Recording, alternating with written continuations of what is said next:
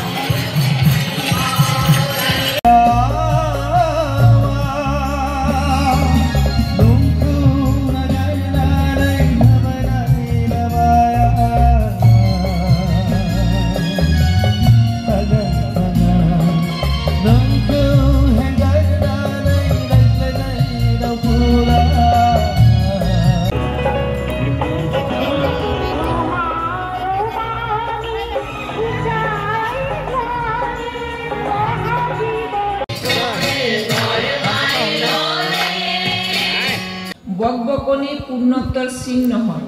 যদি নিজে সন্তুষ্ট বা নিৰ্ভাৱনা হৈ থাকা তেন্তে অন্যৰ বাবে চেষ্টা কৰা। যি পৰিমাণে দুখৰ কাৰণে মন সংলগ্ন হৈ অভিভূত হ'ব সেই পৰিমাণে হৃদয়ত ভয় আহিব আৰু দুৰ্বলতাগ্ৰস্ত হৈ পৰিবা।